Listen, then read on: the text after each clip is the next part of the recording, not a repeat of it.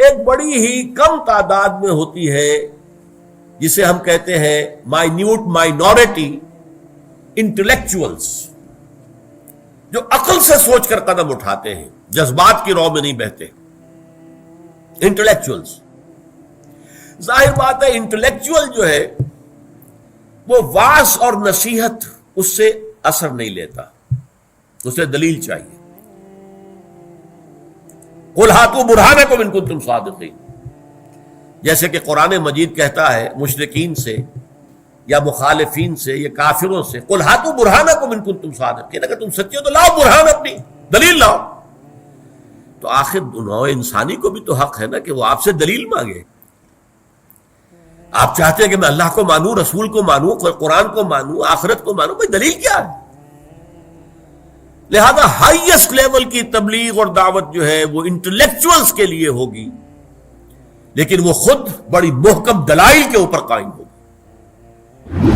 قرآن مجید میں سورہ نحل کے آخر میں ایک آیت آئی ہے، تاکہ ہماری ہر نئی ادعو الی سبیل ربک بالحکمت والموعظۃ الحسنۃ وجادلہم باللتی احسن، بلاؤ اپنے رب کے راستے کی طرف، نمبر 1 حکمت کے ساتھ، نمبر 2 اچھے واعظ کے ذریعے سے، اور نمبر 3 مجادلہ ہو تو وہ بھی بڑے حسین انداز میں. یہ 3 لیولز جو میں نے آپ کو گنوائے ہیں، یہ اس آیت سے ان کا استنباط ہے کہ معاشرے میں ایک طبقہ وہ ہے جو حکمت سے بات سمجھے گا، صرف واعظ سے نہیں، جذبات سے نہیں. آپ کو بات اپنی ثابت کرنی پڑے گی، دلیل دینی پڑے گی، بات منوانی ہے تو مان لائیے. ہاتھوں برہانکم، فلسفیانہ سطح پر، حکمت کی سطح پر جو مختلف فلسفے ہیں انہیں رد کرنا ہوگا، ان کی تردید کرنی ہوگی دلیل کے ساتھ. جیسے ایک زمانے میں جب یورپ کا فلسفہ اور خاص طور پر یونانی فلسفے کا حملہ ہوا عالم اسلام پر، تو امام غزالی کھڑے ہوئے، تحافت الفلاسفہ ایک کتاب لکھی عظیم، ان تمام فلسفوں کی نفی کر دی گئی دلیل کے ساتھ. دلیل کے ساتھ فلسفے کی دلیل فلسفے سے ہوگی، فلسفے کی دلیل واعظ سے نہیں ہو سکتی. جیسے کہ کہاوت ہے لوہے کو لوہا کاٹتا ہے، عربی میں بھی ہے یہ، ان الحدید بالحدید یفلح، لوہے کو تو لوہا ہی کاٹ سکتا ہے. لہذا فلسفے کے مقابلے میں فلسفے کی سطح پر بات کرنی ہوگی، فلسفے کو رد کرنے کے لیے فلسفے کی سطح پر دلیلیں لانی ہوں گی. یہ ہے بلند ترین مقام دعوت و تبلیغ کا.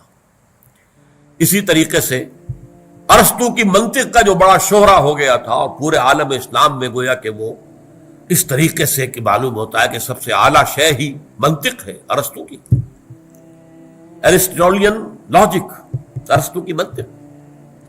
لیکن پھر اس کا جواب لکھا ہے امام ابن تیمیہ نے، الرد علی المنطقیین، منطق کے جو علمبردار ہیں ان کی تردید، ان کی نفی. لیکن یہ کہ وہ نفی انہیں منطق ہی کے ذریعے سے کرنی پڑی، اس لیے کہ ظاہر بات ہے پھر وہی کہاوت لوہے کو لوہا کاٹتا، ان الحدید بالحدید یفلح، انہی کی منطق سے ان کی منطق کی نفی کر دی گئی. یہ کام ہے ہائیسٹ لیول کی دعوت و تبلیغ کا جو ہر شخص نہیں کر سکتا. اس کے لیے اسپیشلائزڈ لوگ درکار ہیں، پوری زندگیاں انہوں نے کھپائی ہو، جو مروجہ فلسفے ہیں، نظریات ہیں، ان کا گہرا تنقیدی مطالعہ کیا ہو. کریٹیکل سٹڈی، صرف سٹڈی نہیں، کریٹیکل سٹڈی، تنقیدی مطالعہ. آدمی پڑھتا جائے، سمجھتا جائے، یہاں یہ ٹھیک ہے، یہ غلط ہے، یہ ٹھیک ہے، یہ غلط ہے، یہ غلط ہے تو یوں غلط ہے، اس لیے غلط ہے. اس طرح کی سٹڈی، اسے کہتے ہیں کریٹیکل سٹڈی.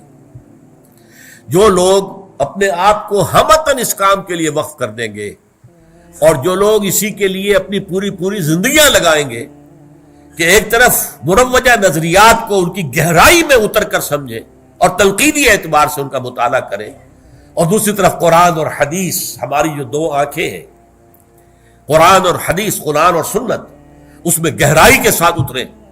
پھر ان لوگوں کا کام ہے کہ امام ابن تیمیہ اور امام غزالی نے ایک زمانے میں جو کام کیا تھا وہ اس دور میں وہ کام کر سکیں. ظاہر بات ہے اس میں وقت لگتا ہے، صلاحیت لگتی ہے، قوت لگتی ہے، زندگی لگتی ہے. ایک ذہین آدمی اپنے اچھے کیریئر چھوڑ کر اس کام میں آئے گا تبھی تو ہوگا نا. اگر وہ دیکھے ڈاکٹری جو ہے بڑا اچھا فنکشن ہے، لگے رہو اس کے اندر، کمائی ہے، بہت اچھی کمائی ہے، تو یہ کام تو پھر نہیں ہو سکتا.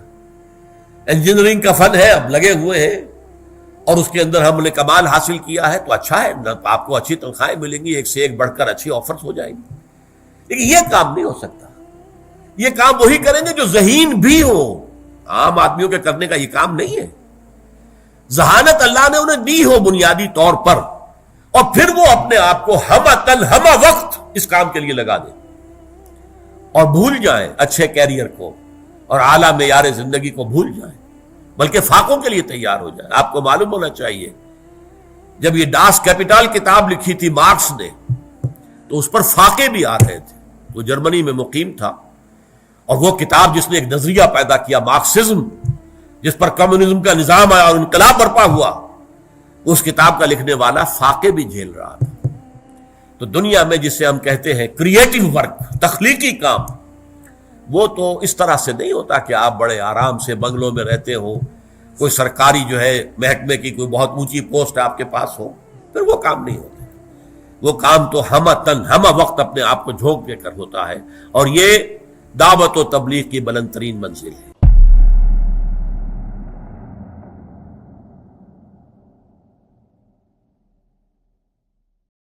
مزید ویڈیوز کے لیے ہمارے چینل کو سبسکرائب کریں تاکہ ہماری ہر نئی آنے والی ویڈیو آپ تک پہنچ سکے.